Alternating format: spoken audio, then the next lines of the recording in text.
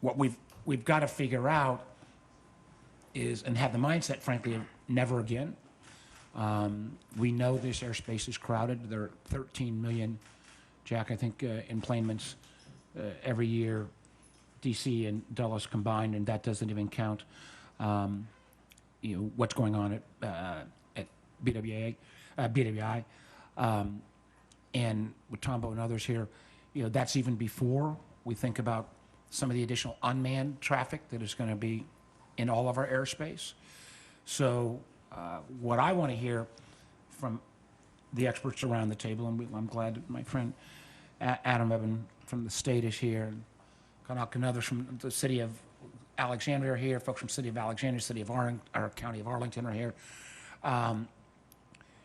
What can we do? We have put on the Senate side legislation in.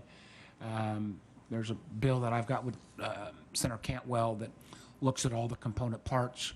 Senator Cruz has got another bill. I think that's frankly good in terms of different alternatives. But we've got to make sure we have the force to bring legislation to bear to become law. Part of this is not related to the legislation, but it does worry me with the kind of level of cuts that are being made by this administration to the federal government and to the workforce, how we're going to get the personnel in terms of FAA, air traffic controllers, and others whose really job is the front line of keeping us safe. When I get to those comments, I hope you'll speak a little bit about the ability to still recruit talent. On a separate subject, we've spent years building some great new veterans healthcare facilities in Virginia, one in Spotsylvania, one in Chesapeake. They're only a third staffed at this point because how many people are going to want to go work at the VA if you're under the threat of constant firing? So how we do recruitment in terms of air traffic control and FAA is extraordinarily important. But I don't want to go on too long. I've got lots of details on the legislation that we've got involved, and Nicholas from my staff is here with a lot of great details. But with that, why don't I turn it over to my friend Don? But we'll go from me to Don to Adam, and then I'd like everybody else to go around and introduce themselves and give a short presentation on your views here, and then let's get a conversation going. Don? Senator, thank you very much. I should also acknowledge him. He is my congressman, and we do have a bit of a distinction on a slightly lighter note. I think I beat him by about 3 blocks. So many of the men and women we work with, have got to fly in and out of this airport and Dulles every week to go home, and it's one of the reasons why there may be more congressional interference on these airports. Don and I have the distinctions, and I think we actually beat Eleanor Holmes Norton, the DC representative. We live closer to the Capitol than all other 535 members of Congress, House, and Senate combined. So. Exactly. If there's no traffic at the airport, I can get home in 13 minutes. Yeah. I'm so glad Secretary Hegseth let you come this morning. So, a threat to our national security. Good stuff. I'm thrilled to be here, and I'm very honored to share a stage with my dear friend. We've been friends before we were married, and now we have grandchildren. Yeah. I spent one of the best years of my life working on the potential presidential campaign of the most popular governor in Virginia history, which turned out to be better in chair of the Intel Committee and all kinds of good stuff. But yeah, you're one of my heroes and a dear friend. And thank all of you for being here. This is we're Democrats, but this is very much not a partisan issue. It's a shared responsibility that transcends party lines, geography, technology. And every time we board a plane, we have to trust that we built a system that's going to get us there. So we want to thank all the engineers, the mechanics, the air traffic controllers, the flight crews, safety inspectors, even Jack Potter, for taking us this long. And we've seen real progress. The Commercial Aviation Safety Team, CAST, has helped reduce fixed-wing commercial aviation fatalities by over 80% through data-driven collaborative initiatives. I think one of the reasons why the crash was so upsetting was because it had been so long since we'd had one. We'd forgotten what it was like. But the work's never done. And Matt, thank you so much. Just to have a representative of the families and the victims here tonight this morning is very, very important. At the heart of all this, is the congressional work we do on rigorous oversight, continuous improvement, meaningful accountability. We asked the Army for a pause, immediate pause on helicopter training flights near the airport and to decrease helicopter traffic in the region. We've done this, again, in a bipartisan way. They paused all unnecessary helicopter traffic, and DoD is reducing helicopter flights by up to 10%. We do have people down south on the Parkway who are upset about the new helicopter routes, but they're away from the airport, which is the most important part. We asked the FAA to review the total flight volume of DCA to determine if capacity levels are pushed too far.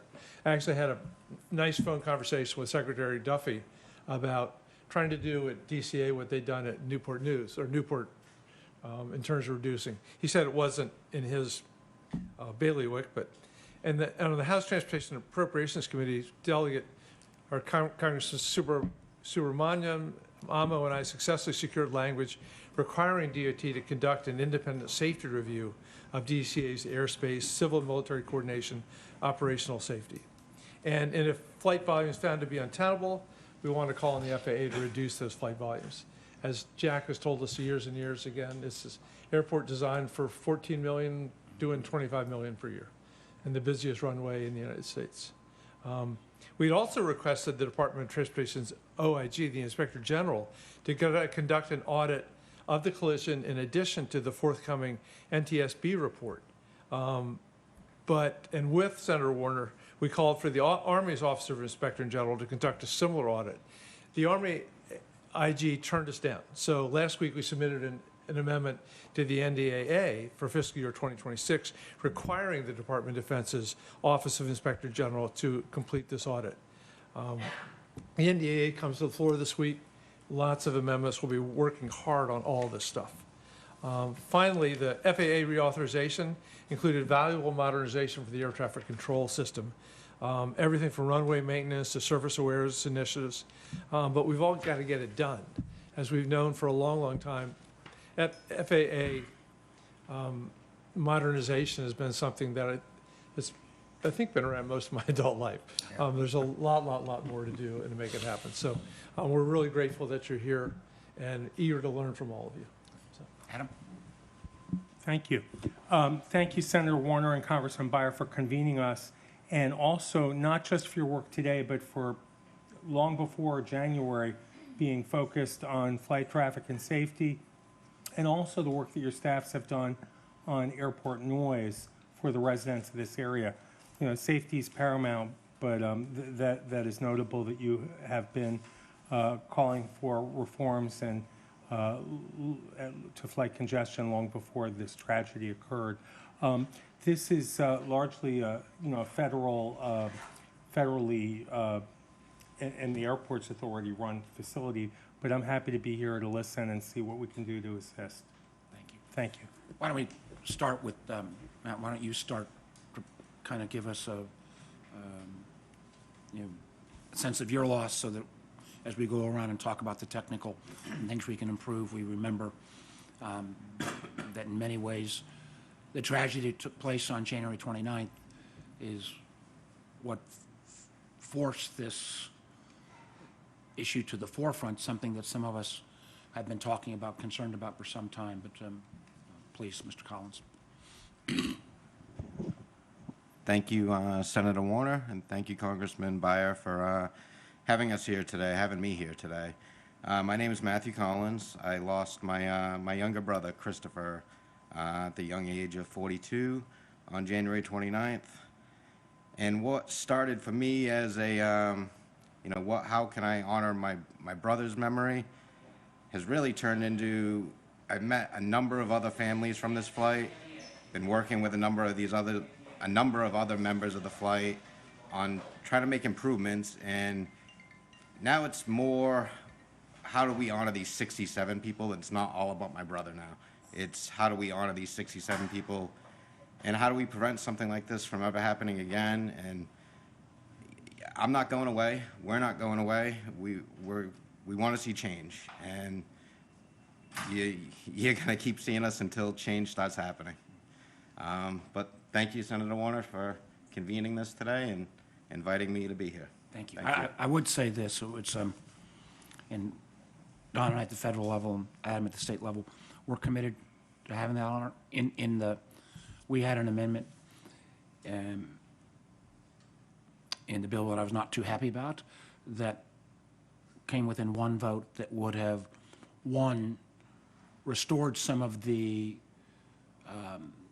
candidly, I think terribly ill-advised funding cuts to MWA that were slipped into a bill in terms of trying to, in a sense, double the rent that Airports Authority pay to the federal government, and would have restored that, and part of those dollars would have gone to a permanent memorial to the victims of Flight 5342. So why don't we start over here, and Carlos, we'll end up with you, Jack, because, or maybe, do you want, well, maybe we ought to start with you, because you set the stage overall. Okay, so I'm Jack Potter, the CEO of the Metropolitan Washington Airports Authority, so I have Reagan and Dulles airports under my jurisdiction. We're federally owned airports. Let me just start out by saying, I've expressed it to Matt, that I'm very, very sorry for your loss and, you know, all the families who've lost and loved ones, families and friends. That's what this is all about.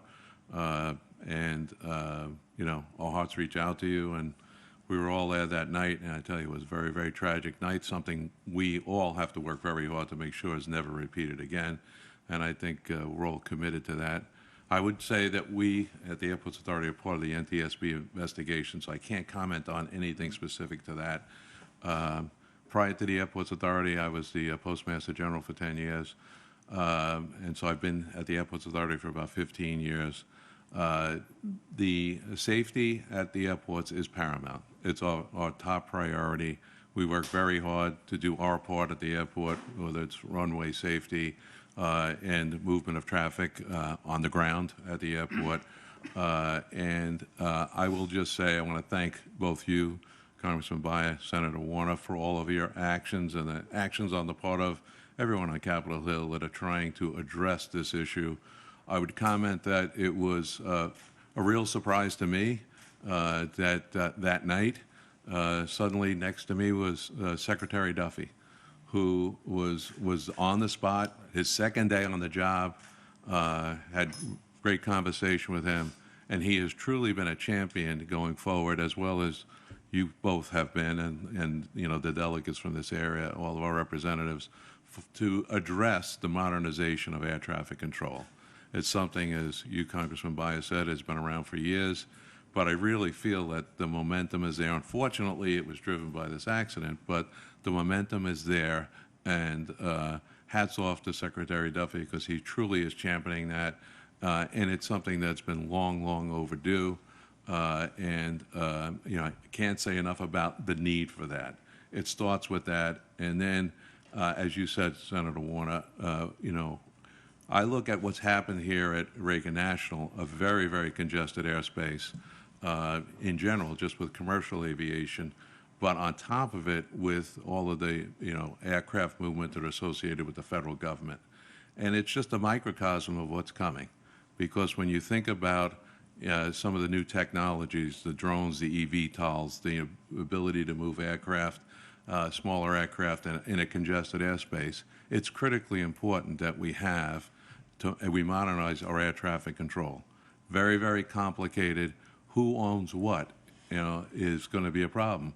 Local jurisdictions own airspace up to 400 feet, except around the airports, right? And so how we manage that airspace going forward, and what we do today to fix today's problems and modernize it, but also in the process of modernizing, think about what the future is going to be, and making sure that what's designed today works today and gets us up to where we need to be, but anticipates where we're going. So really appreciate you having this, you know, little conference here, but more importantly, it's what happens going forward throughout the whole industry to make sure that we're modernizing aircraft, we're modernizing, you know, the technology, communication technology between aircraft, and we're modernizing this airspace. So we never have to sit here and talk about this again. So thank you for being here today.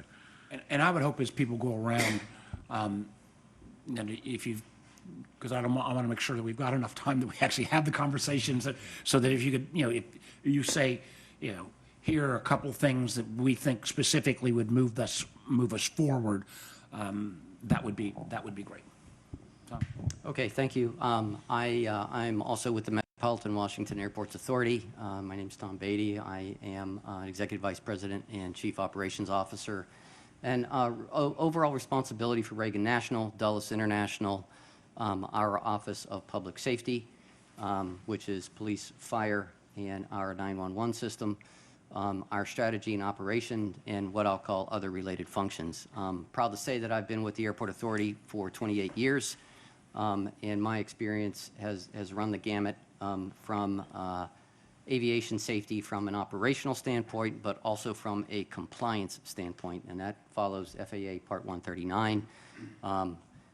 Typical type projects, anywhere from the planning to design construction, but just to name a few, I think maybe some of you are aware of the recent runway rehabilitation we just completed over here at National Airport over a year ago.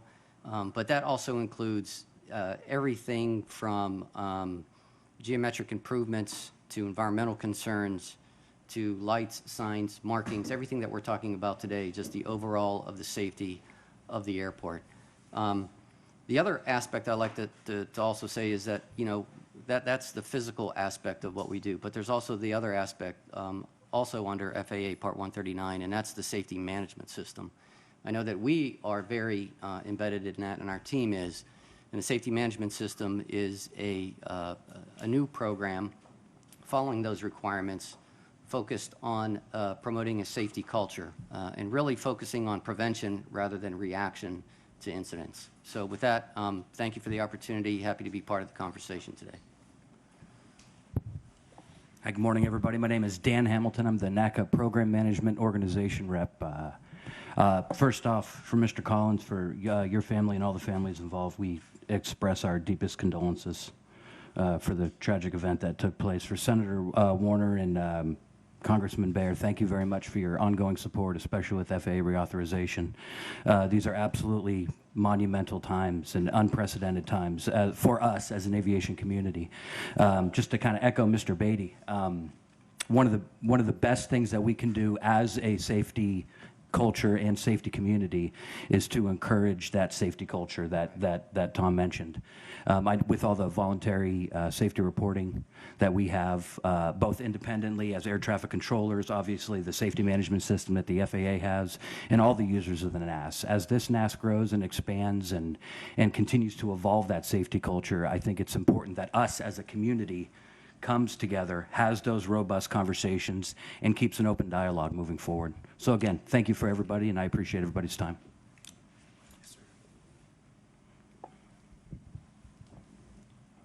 Hey, good morning, everyone. My name's Tom Bo Jones. I'm the director of the FAA-designated UAS test site in Virginia, which Senator Warner helped stand up coming out of the 2012 FAA Reauthorization Act. I first want to say to Mr. Collins, thank you for being here, for representing the families. I'm sorry that a tragedy like this has to happen. Aviation, oftentimes rules and regulations sadly are written in blood. That's an unfortunate truth, but I'm hopeful that here today, for your brother's legacy, we can make some differences in aviation safety. I started my career as an Army Black Hawk pilot. Flew for the Army for 12 years, and then I flew for the Coast Guard for 13. And today I actually am in a flying club, flying general aviation aircraft. So while I'm here professionally as a drone pilot, aviation safety, is certainly paramount in both of those fields for me. I think first I want to say, Senator Warner and Representative Beyer, thank you for putting this forward, this proposed legislation. I think the thing that really I want to focus on from a professional capacity as a test site director is your provision on closing some of the allowances that allow military aircraft not to broadcast ADS-B. And coincidentally, I think this aligns nicely with the new drone rulemaking, which some of you may or may not be aware of. There's a notice of proposed rulemaking that came out last month. It's called Part 108, and the provision in that rule that aligns nicely here is that all drone pilots have to give way per 91-113 to all other aircraft. And that's fine. Drone pilots are fine with being in that seat. In order to do that, drone pilots need to be able to detect other aircraft. There's a number of technologies that are in development to try to make that happen, but the best technology that already exists that we've tested that does really well is ADS-B because it's network. We can see plenty of aircraft coming from plenty of distances.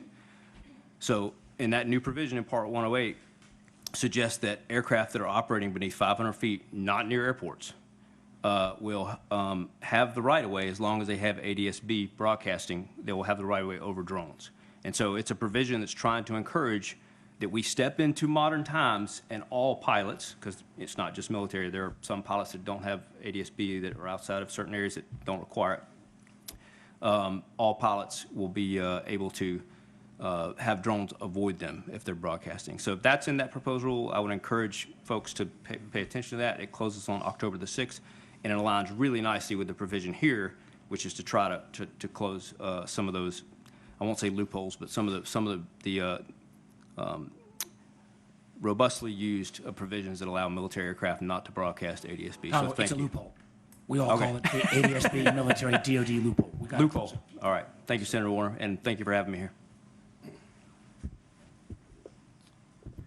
Mr. Collins, thank you for being here. Senator Warner, Representative Byer, thank you for the invite. Tim Johnson, assistant professor for aviation and air traffic control at Hampton University, and also the program director. Also retired Air Force as an air traffic controller.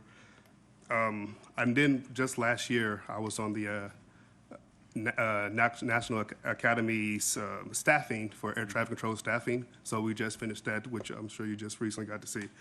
Why am I at the table? So throughout my career, it's all about training. And being an air traffic CTI school with the FAA, we're partners with the FAA, we teach the curriculum that the FAA teaches.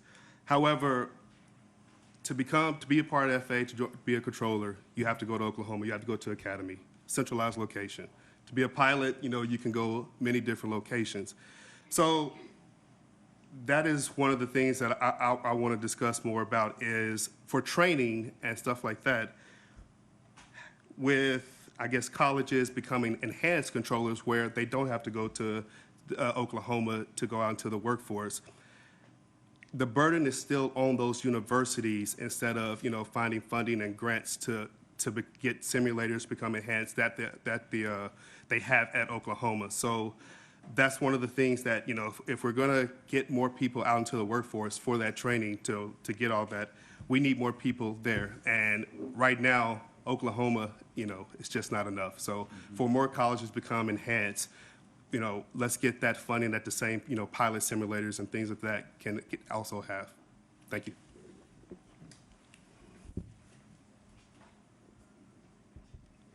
Good morning. Kent Lewis. I'm the flight safety manager at Hampton University. And first, Mr. Collins, I'd like to thank you for being here and being the voice for the families and friends of the flight that evening. We've been in that situation before myself with some of my friends, and I know it's not a great space to be, but I know that what you're doing will lead to great things down the road, and I appreciate your effort and all that of all the other family and friends that are chipping in to push this forward for continuous improvement. Senator Warner and Representative Byer, thank you for providing this venue for this discussion to open. This is an area I've been studying since the 1980s when I was a Lance Corporal in the United States Marine Corps, and they gave me my first safety position as the Technical Publications Officer for the squadron. So had positions of increasing responsibility through the Marine Corps with attending the Aviation Safety Officer course and being the Director of Safety for Marine Corps Station Yuma, Arizona, when I retired in 1999. I flew helicopters in the Marine Corps and also fixed wing, was a flight instructor, and then went to work for Delta Airlines. And working with the Airline Pilots Association, which is the largest air safety organization, volunteer organization in the world. I'll steal some of your thunder. Developed human factors and safety management system courses, worked with the FAA with Dr. Don Arndt, developing the first SMS programs for the airlines back in mid-2000s. So to see these programs become online is great, but we have a lot of work to do. We want to get to the highest level in these systems, which is level 4, which is a continuous improvement level where we have the culture where we can talk openly and we trust each other and we can start checking boxes off with the NTSB list that they give us every few years and correct those things. So thank you for having this discussion today. Hey everyone, good morning. Sean Maxwell with the Airline Pilots Association in the Government Affairs Department. Happy to be here, and thank you, Senator and Congressman, for convening us. And I'll echo other comments. Mr. Collins, thank you for what you are doing. The two pilots on PSA Flight 5342 were ALPA members, and we are absolutely committed at ALPA to do whatever we can in our power to make sure something like this never, ever happens again. Whether it's your presence at an event like this or in the halls of Congress, DOT, NTSB, it's critical to make sure that people don't forget, that we don't let this fall off the congressional agenda. And so thank you. Thank you for what you do. I just want to touch real briefly on three things. The first is the Cantwell legislation, Senator, that you helped bring forward. It is an excellent bill. ALPA has endorsed it, would close that loophole that you were mentioning. And I also just want to point out that it is more comprehensive than the cruise bill.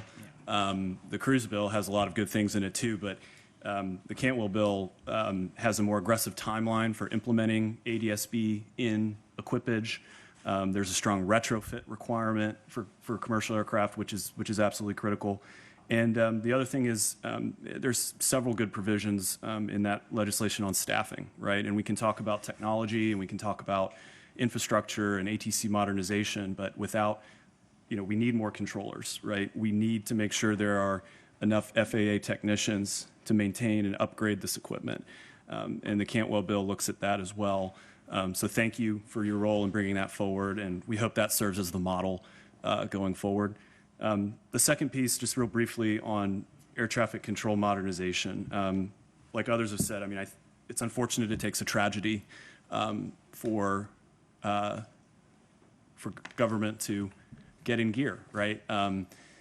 But it is, we have a critical moment here and an opportunity to do this, and it's complicated and it's complex and it's going to take many years, but it has to get done. The $12.5 billion that Congress has already provided is an excellent down payment, but we know we will need more funding. We also know that, frankly, FAA is going to need to execute better than they have in the past. I'll also give credit to Secretary Duffy. He has been extremely aggressive in pushing this. He's been open and accessible to us and our leadership, and I think for most folks around the table. But we're going to need a more detailed plan from DOT about how they plan to execute this. And we're going to need eventually more funding. Lastly, I just want to bring up aeromedical issues, especially surrounding mental health for pilots and controllers. It's something that there were some good steps taken in the recent FAA reauth bill, but for so long, if a pilot or a controller is suffering from a health issue, particularly in the mental health space, they have been disincentivized to speak up and do the right thing. And we need pilots to be able to, no one here is talking about, a severe illness or mental condition. Obviously, if you are going to be entrusted to fly an aircraft or to control and separate airplanes, there are going to be disqualifying medical conditions, and that's appropriate. But we're talking about things like stress, anxiety, depression, maybe it's a marital issue or going through a loss of a family member. These are things that people go through, and pilots and controllers have been, for far too long, they have to jeopardize their career when they raise their hand and say, hey, I need help. So there is legislation, it's called the Mental Health in Aviation Act. It is bipartisan. It's actually already passed the House Transportation Committee. It would require FAA to implement a number of consensus recommendations from an expert panel that the FAA convened to look at this process to make sure that pilots and controllers, when they submit their medical documentation and they're cleared by their doctors, that it won't take 6 or 12 or 18 months for them to get cleared to go back to their careers.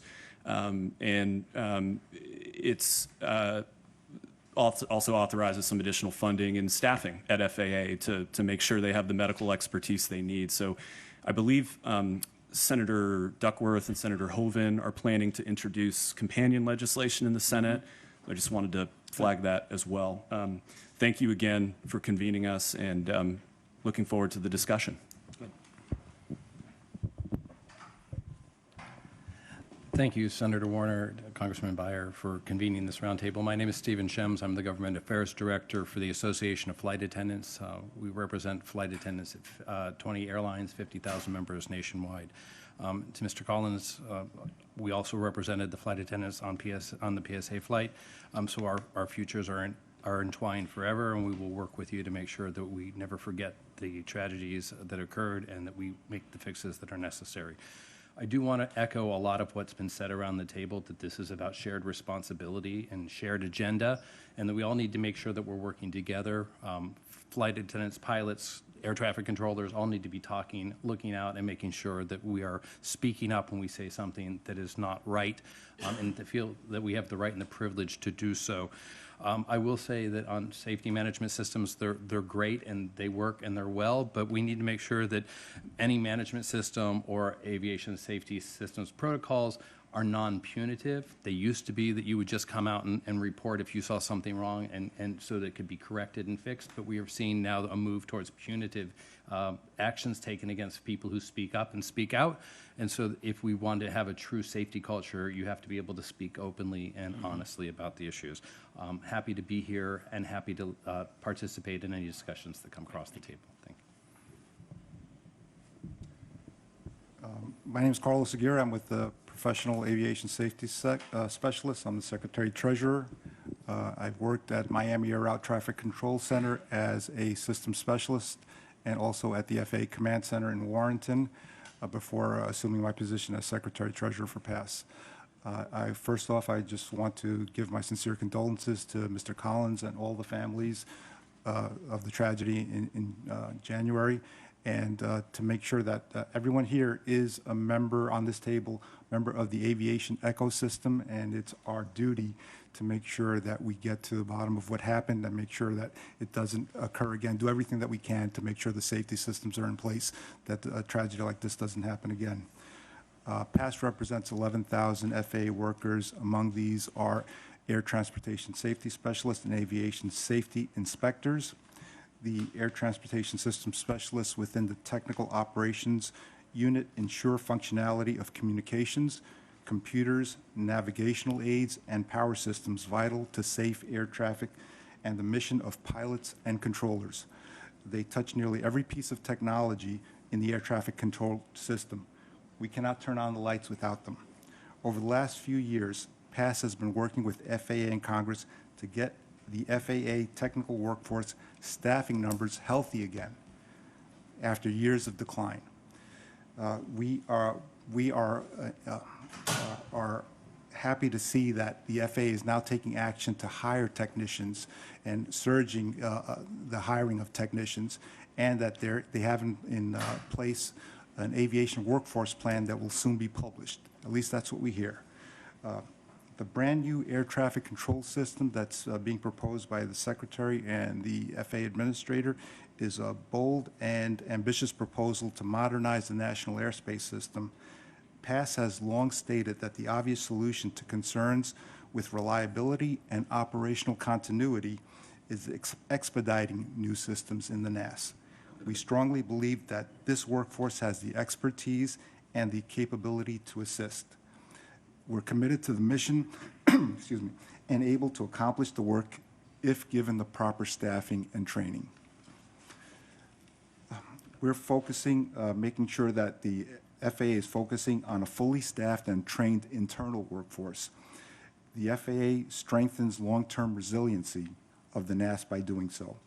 And we welcome the introduction of the Senate Bill 1985.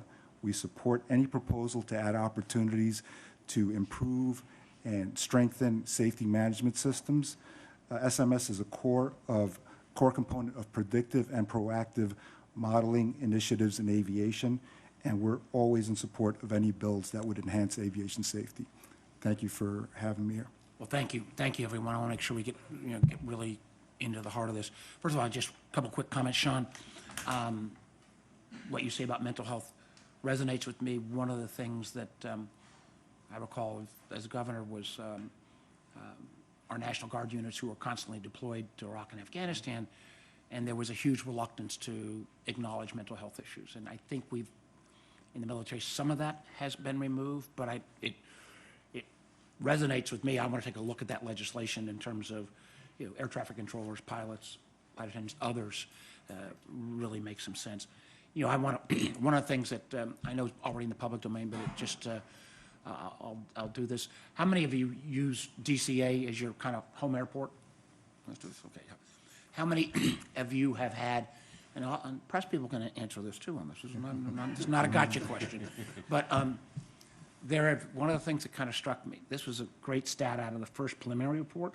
Between October 21 and December of 24, there were 15,214 near midair incidents between planes and helicopters at DCA.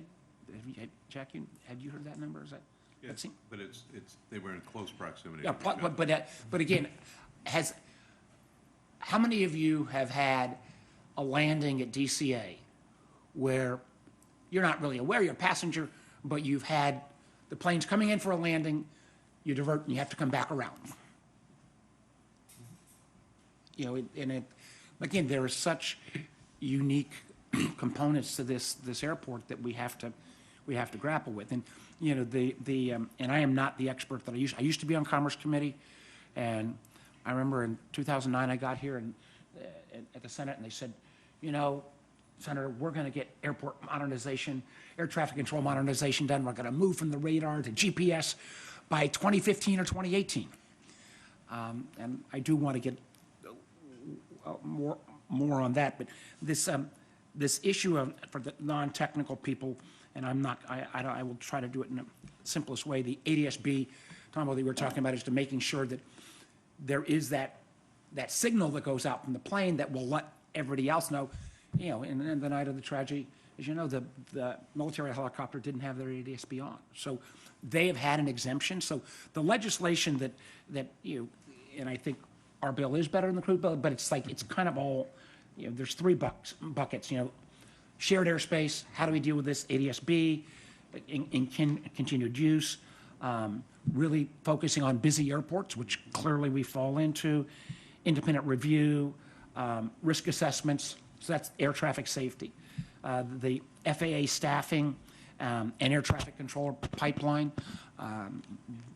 When I was first running for senator, the single best lobbying moment that ever took place was one of your former colleagues, Paul Rinaldi, who was head of the air traffic controller system, and he got me at some event, and I got 20 minutes with him, and he literally scared the hell out of me about if we don't put more people in the air traffic control system and how we were still building back, and literally the stress. And I've worked with air traffic controllers, have huge respect for you guys, but we need more. We need more on the FAA side, and one of my first questions is going to be, with the kind of attack, across the board on, governmental service, has that kind of atmospheric slowed recruitment, or do we have a healthy pipeline?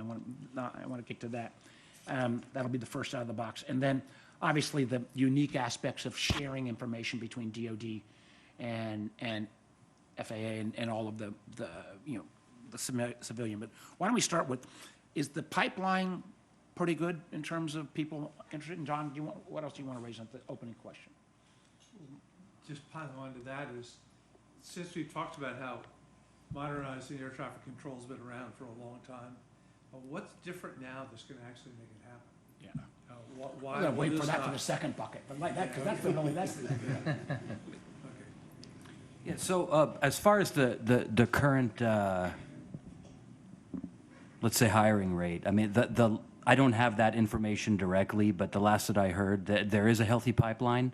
From an air traffic controller standpoint, even though it's healthy, we'd always like to see more people apply for the position. You know, it's an extremely rewarding position, and it's one of the key positions, like we all are, really, to the safety aspect of what we do as a community. And you, Are there bonuses like ICE has right now to get people to sign up? I am not personally aware of any bonuses. I would have to look into that and get back to you. and do you have a view, what Mr. Johnson said, I see the value of everybody going through the same system in Oklahoma City on one level, but I also see that does make, do you guys have a view on a more dispersed network on the training process, or should you start at Oklahoma City and then be able to enhance your skills elsewhere? Do you guys? So there have been a number of colleges that have been accredited for it's like the CTI program, as you mentioned, and anything like that from a collegiate level to the from a collegiate level, they would assist basically the training that goes on in Oklahoma City. So with the increase in staffing that's needed for air traffic, we welcome absolutely everything and support it 100%. What about the FAA? So for the technical workforce, the FAA has come out with a Gateways internship program for technicians. It's a new program where students can, they go to school for a semester and then they work for the FAA as assisting as an intern. Our technicians, they learn about safety management systems, they learn about routine maintenance, and we're encouraged by the people that are able to then stay on after they graduate, they get their degree, and they continue on. They'll be offered a position if they choose to accept it, and if the FAA thinks that they would be a good fit. So that Gateway internships program, I think, can be expanded and go out to more vocational schools, more technical colleges, and get the word out on it so that the pipeline can So be. you feel, both of you feel the pipe, because I mean, again, we both have spent a lot of time on other areas like the VA and others where they're having a real problem with the pipeline, but you've not seen any drop off yet. Mr. Johnson? Yes, the pipeline, I would say, is great. However, just like pilots, we have a lot of controllers retiring. So trying to keep those numbers up with people coming in, I believe, is the biggest issue. One of the reasons is, to become a controller, you don't have to go to college, right? You can get hired off the street. However, if you go through the college and through that academia, those numbers, the washout rate isn't as great. So the people that come on in controllers, straight off the street, they don't make it through training. A lot of them, that washout rate is greater. So I will say, getting those numbers, are good, but we have a lot of people retiring just like the pilot industry. What about, and moving to Don's question, and this is probably old news, my memory was that one of the ability to kind of move from the radar-based system to the GPS system was the reluctance, candidly, of some of the general aviation aircraft to go ahead and make what would be a costly upgrade. Is that still the hump? How far are we getting towards, actually a GPS versus, and others, but please, go ahead. Yeah. And also the point is, if we don't get there and then we start, as we talk about the unmanned system, the drone system, boy, we're going to be in a heap of trouble. Right, we're adding new aircraft into the system that are trying to comply with the regulatory requirements to see and avoid, but electronic conspicuity is not there. It's not required of all aircraft. To speak specifically to... It is on drones, though, right? Isn't it? You got to have that signal on a commercial drone? It's not required, and actually, drones don't broadcast ADS-B out for fear of spectrum saturation, and since they're required to give way to all their aircraft, they're not required to have ADS-B in, but if they're going to fly beyond line of sight, that is a common provision that the FAA approves waivers on, so it's very common to have ADS-B. But underneath 400 feet where drones fly, do they pop up on, are they being registered anywhere in the air traffic system? They do not. There is currently not a system where a drone is allowed to broadcast on a system that already exists within the FAA. Their position, there's a few exceptions for some larger drones that do have ADS-B, but for the most part, they're actually not allowed to broadcast their position. So certainly in the future, we'd like to get to a place where there's enough spectrum, there's enough allowance, the technology's there, that not only, let's say I'm flying a general aviation aircraft, not only can the drone see me when I'm broadcasting ADSB and give way to me, but I also can see the drone, right, and know its location. So, Jack, what would you say? We've talked about this for years What I would say on is air traffic monitoring. you have to have the will to manage. And we know what we're facing, and there are people who are going to have to make investments in order to comply. We're going to have to broaden the spectrum. We're going to have to put requirements on, anything that's moving in airspace, particularly in congested airspace. And I think that we got to get past what I would call a political issue here, and just, again, have the will to say this is the way it has to be done if we're going to be safe. And right now, the safety issues around congested airspace, but as I said earlier, there'll be congested airspace throughout America. And, we're anticipating that, this will be a very, crowded airspace at all different levels, which it hasn't been historically.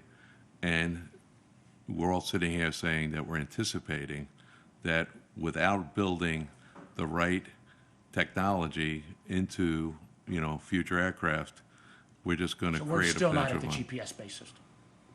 No, not where we would like to be, particularly with GA and smaller aircraft. Somebody, because you'll definitely get, and you got that statistic. Remember, there used to be the improvement if we're working on World War II level radar, and if we could actually get to GPS-based, it would, somebody give me the factoid here about how much greater improvement, how many more planes you could fit, how much fuel we'd save. There was such overwhelming. Do you remember those? Yeah, I don't remember the Why exact. don't you give them the stats? Or somebody, where's a staff member to give Bayer the stats so we can, somebody got those? I Give me don't like have the exact Come on, guys, statistics, this is- but to your point, I mean, Peter DeFazio, former chairman of the House Transportation Committee, used to joke, Next Gen should be called Never Gen. And that's unfortunate, but it rings true, right? And some of the problems I think we've had is, including aircraft equipage, particularly some of the regional carriers with older, smaller aircraft. The FAA, when it does have a chance to implement new procedures or performance-based navigation or optimized, descents, that would, in theory, help with efficiency, but also safety. Some of the aircraft aren't properly equipped with the technology to fully take advantage of that, right? And so then you have some pilots who are forced to kind of do workarounds. They have to talk more to controllers, which increases workload. And so the aircraft equipage piece is certainly a part of it. And the other thing that's challenging, right, is, the ATC system, I mean, it's really a system of systems. And you can't just plug and play. You can't just take something out, make upgrades, put it back in. You have to run it continuously. And so the ability to do this is going to be contingent on, obviously, the political will and the management at FAA, but also, frankly, I go back to the funding. And I know, and I get why a lot of members of Congress are perhaps hesitant to give FAA a significant amount of funding. I don't think anyone's asking for a blank check. And that's why we need detailed plans from the FAA and DOT to get But this is there done. not even a requirement that for all new aircraft, whether general aviation or commercial, that they still don't have that requirement on a going forward basis? So the requirement keep doesn't well built. necessarily pertain to the aircraft. It more pertains to the airspace that the aircraft is flying in. So if you have aircraft, for instance, that are flying into DCA, DCA is considered rural airspace. So technically speaking, you have to be ADSB equipped to enter that airspace. there are a few minor exceptions. An aircraft that doesn't have an alternator on board, such as a really old aircraft, can ask for permission to enter. And it doesn't have to have a transponder. But the notion of having your system, you still relying on radar versus GPS, there is no requirement that new general aviation aircraft have that built in now if you're buying a new airplane. Not to just buy it. You can fly in Class G airspace, as long as you're outside of Motzi Vale or not above Class C, then you So do we're not have to have even, it. you know, we haven't even started this with the requirement in terms of, Well, but to your point, I mean, in the more congested airspace and the busier airspace, I would say, I defer to you all, but I would say it's very so rare it is to going to be not never be gen. ADS-B. We're never going to get there. If you don't start at some point saying, Right. you know, so the legacy systems are starting to. And the retrofit, I mean, that's why with the Campbell bill and the retrofit requirements are so important. And the commercial fleet, I mean, ADS-B out is fairly ubiquitous on the commercial side, right? And I'll go to John next, but I just want to, I wish we had that for folks that are not experts. You know, the data that I recall from like 10, 12 years ago, it was an exponential increase. I mean, it was like you've got a more efficient ability to get in and out of airports. You won't have to wait as long. You save fuel. It was like, how can we not do this?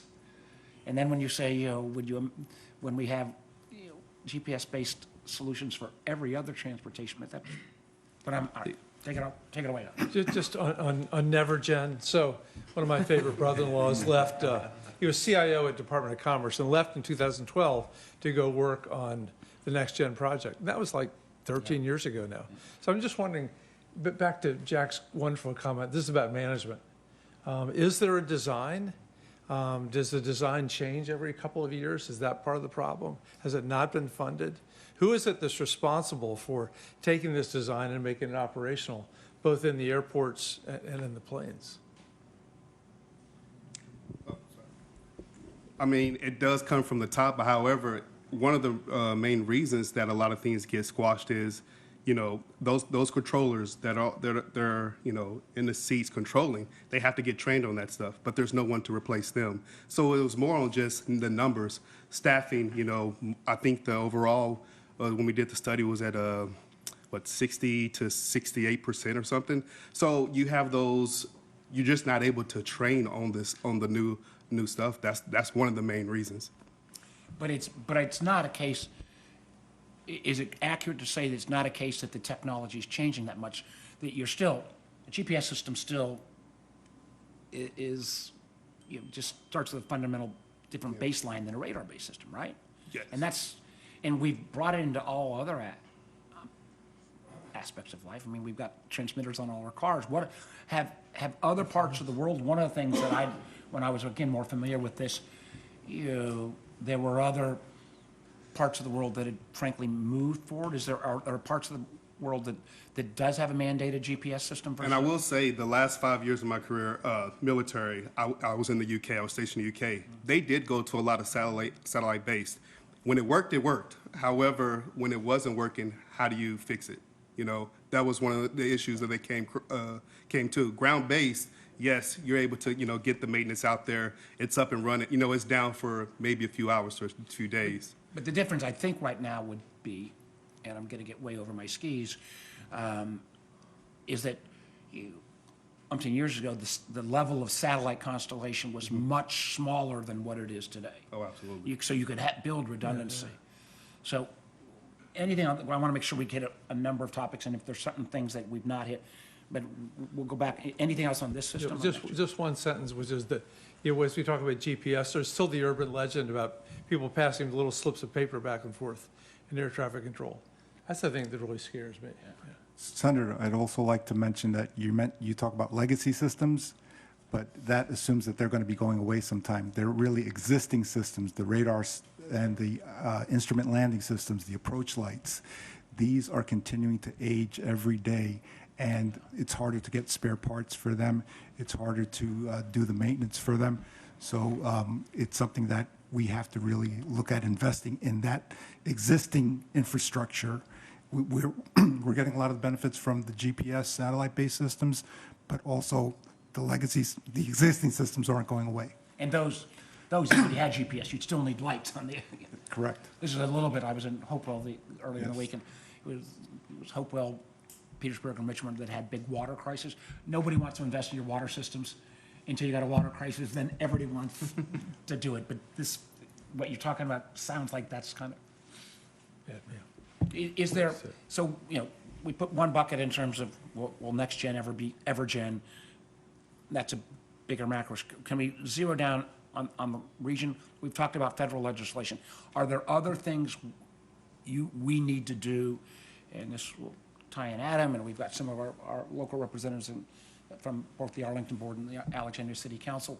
Is there a piece of this that needs to be fixed that's not federal legislation, that is either state, local, or community-based? I'm not sure there is, but I don't know. I think one issue that it's still federal-based legislation, but I think it really involves airports and state and local partners, including law enforcement, is, back to the drones and counter UAS. There's legislation that just recently passed the House Transportation Committee, and to give state and local law enforcement the ability to not just detect, but also to potentially mitigate drones that enter restricted airspace. I know airports would be involved in this too. And that's something where it's kind of a narrow slice, but it's a really important slice. I mean, we know it's coming.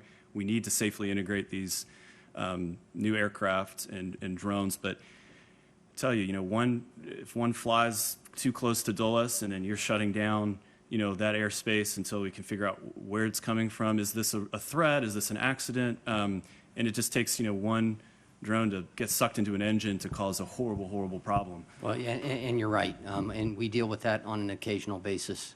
In the technology the way it works today, it is detected. Our police department then is able to go out and find the person. But other than that, the mitigation part, no, there is no mitigation as far as what we can do as an airport authority to pull that down, have it land. We're not able to do that at this point. And let me just, for those of you who don't, we haven't had a lot of that up here, but some of you may remember, like a year ago, there were reports of all these drone swarms around New Jersey. We literally had it over Langley and some of our military installations down in the peninsula. Weeks of drones.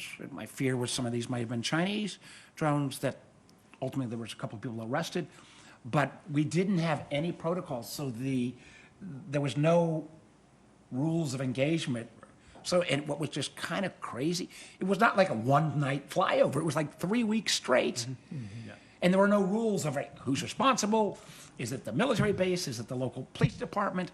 So there is movement here, but that's something that's going to, but then that's still going to require federal legislation. I can't blame Adam on that or locality. Senator, thanks for having us. Introduce yourself so everybody knows. County Together, Alexandria City Council. And I would reiterate what you just brought up with the drones. I don't feel that at the local level we're fully equipped to be able to deal with it. And as we've seen with AI and with other technology advances, it's very difficult to try and keep up. So I would definitely be looking to State Senator Eben to work together for the local and state initiatives, because we look at Amazon, we look at other delivery groups. They've already been test modeling this, right? How we take drones to deliver things, and then that just adds on to people's personal uses, and then people that are using it for nefarious reasons. And we have to be able to react. Our own police force is trying to figure out how do we utilize drones. I believe in Alexandria we have at least 2, but we're still trying to figure out, how high can we go, where can we fly them, what are the privacy issues around it. So I think there's a lot of legislation that still needs to be figured out, but frankly at the local level we're not totally prepared to handle. So we definitely need some support on that. And I do think it's going to, luckily again, Virginia Tech's a leader on this, and we do have delivery systems down in Blacksburg and Montgomery County. So They did a demo here too before the building was built. Back then it was still just a lot. Great. I'd like to share just along those terms, not to get us too far off track, but remote ID was a regulatory requirement that came out that requires all drones as of 2 years ago to broadcast basically license plate information. It is not perfect by any means, and we were actually just asked by the FAA to reevaluate and develop a test method so that to try to improve or to ensure that the remote ID broadcast on these drones is actually doing what it's supposed to do. And so there's a recognition that there's certainly a shortcoming in being able to, law enforcement entities or anyone being able to detect the presence of a drone and then know who's flying it and which drone it is, which is a great step in the right direction. So this technology just needs improvement. I know I'm getting the hook already, but we're winding down a little bit. But we've asked most of the questions. You guys are more the experts. Is there some, and other folks in the audience, is there something you want us to hear that's not been raised yet? Please. One of the things we have right here in the great state of Virginia is NASA Langley Research Center. So I was hoping, it would be nice if they'd have been here today. But with their advanced air mobility and unmanned traffic management research that's going on down there, we certainly want to partner with them and get them going. They're also pushing forward teams on in-time aviation system-wide safety systems where we talk to each other so that we can give what they term actionable intelligence to adaptive agents, to airline pilots and air traffic controllers. Because in every one of these mishaps that we've looked at through the years, there's been a piece of information that's been missing to the right person at the right time, but in the meantime, they're just covered up in noise from NOTAMs and other systems. So if we can find the signal in that noise, then we can get that to the right people. They can make the right decisions at the right time. That signal was not available January 29th. We have been, Don and I both been trying to make sure that we don't lose that basic research that's going on at Langley. It's a real concern. Basic research overall. Yes. Especially Langley. Others that we've not, all right, Buyer, Warner, say all this stuff, but you didn't address X, or you need what's wrong in Bill Y. What else should we be? What else do you want us to know? I like to push for just more funding for air traffic control simulators. That is the biggest holdup, especially with taking the burden off Oklahoma City to train controllers.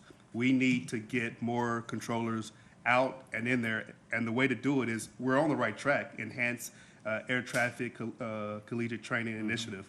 We are at ATC High School looking to become enhanced. I think they're about, 5 or 6 now? But the burden is on the university. So that means the university has to come up with the funds to get those simulators. However, for pilot simulators, there's a lot of grants for that. And one of the things is, help us get that funding to get the controllers out there. How expensive are they?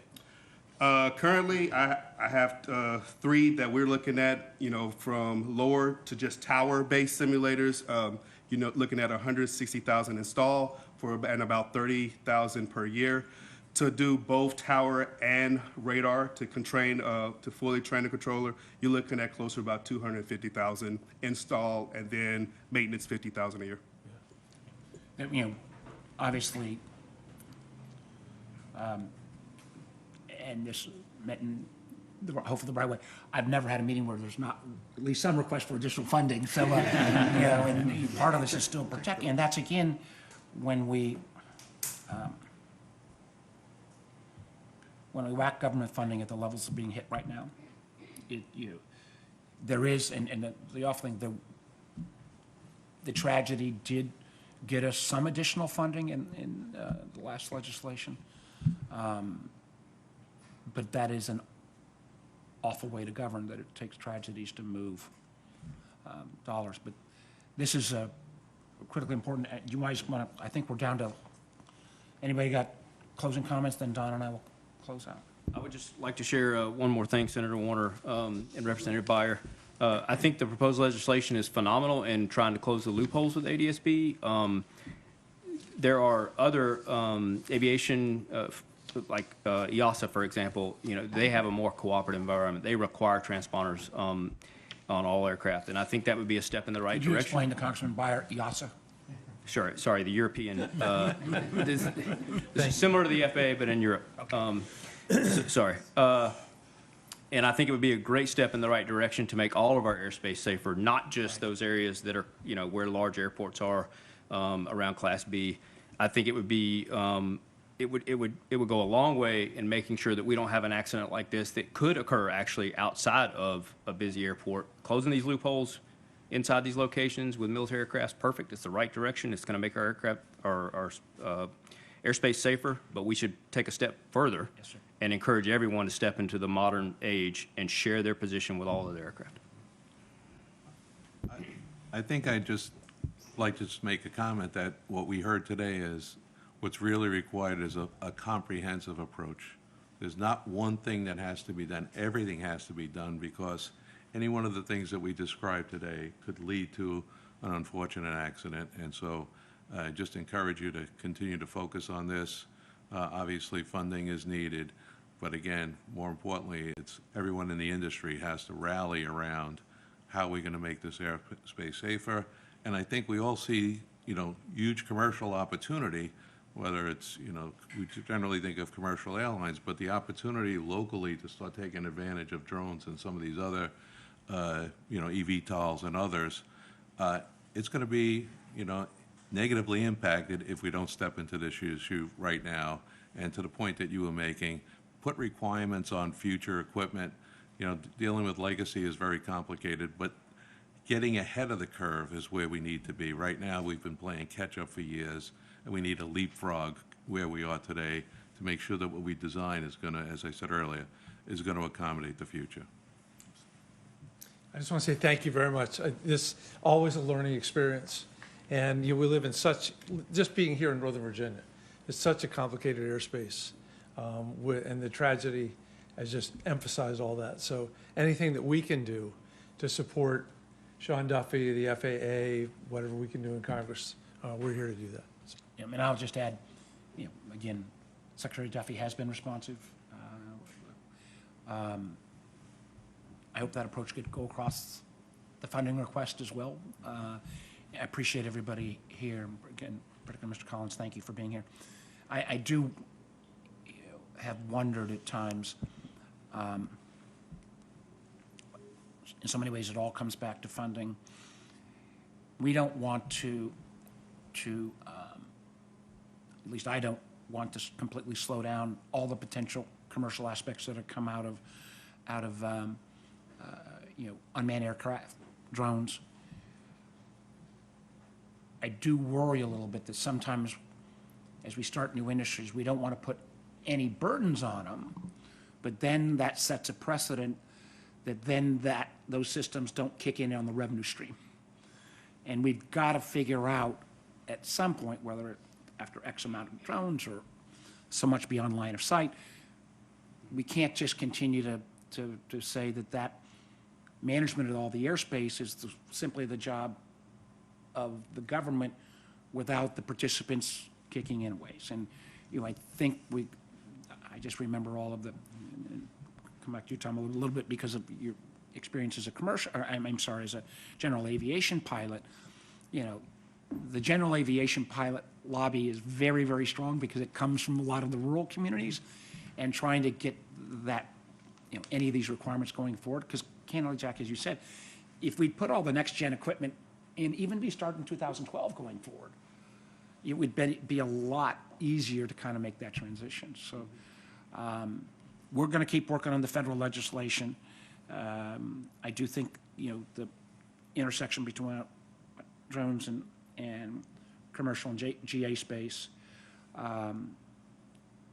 you got a commitment from us that some level of permanent memorial to the victims needs to be part of this going forward, so we never forget.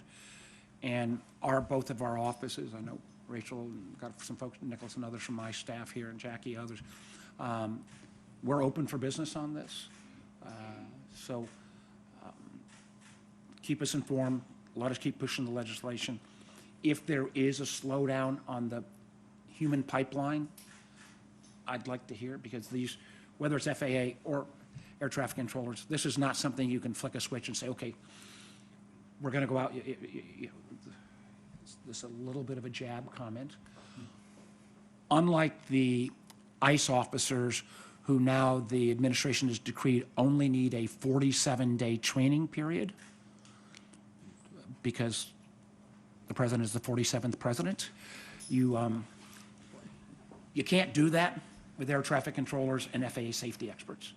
If you shorten the training period, you're not going to get the safety level we need. So this is something we have to work on at some length. So appreciate everybody. Again, thank you to Virginia Tech and for our audience for being here, and our friends from the press. And we stand adjourned until next session. Thank you. Thank you.